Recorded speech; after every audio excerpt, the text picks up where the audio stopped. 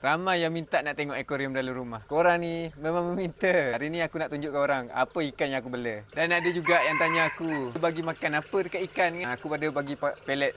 Ni pelet ikan. Sebelum tu kita bagi ikan ni makan dulu. Semua berebut nak dapatkan makanan. Kita baling sekali lagi. Tengok dia orang berebut. Makan, makan. Ikan keli tu. Beria dia. Ikan keli memang beria. Nampak? Okey, kat sini kita ada ikan puyuh. Ni ikan puyuh kesayangan mak aku. Ikan ni aku train dia tau. Baru air dia memang jernih. Aku memang buat air dia sampai boleh jadi jernih macam ni. Sekarang kita bagi dia makan. Makan sana. Ni ikan puyuh kesayangan mak aku tau. Lama aku bela daripada kecil sampai besar. Ikan ni pun sama juga aku bagi pellet. Kalau ada makanan yang banyak protein aku bagi je. Dan yang paling special kat rumah aku ada aquascape.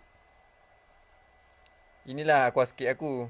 Aku kenakan satu-satu ikan aku yang ada dalam aquascape. Korang nampak warna oranye ni? Itu adalah amber tetra. Kalau tak silap akulah. Okey, kat sini juga kita ada Galaxy Rasbora. Ini ikan kesayangan aku tau. 2 ekor ikan flying fox. Udang kecil ni. Ni nama dia Red Cherry Shrimp nama dia. Ada ibu tanduk. Aku lupalah nama dia.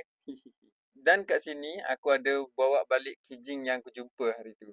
Untuk tapiskan semua air dalam akuarium aku. Itulah tadi aquascape dalam rumah aku. Jap. Ada satu lagi. Satu lagi akuarium. Yang ni besar sikit. Ni aku tangkap sendiri. Tiger barb. Yang ni pun aku tangkap sendiri. Ikan turbo. Besar ibu jari. Dia sekarang dah besar gila. Masa ada banyak lagi ikan-ikan lain. Okey, itu semua ikan yang aku bela. Harap korang berpuas hati dapat tengok ikan aku. Aku rasa itu saja daripada aku. Okey, bye.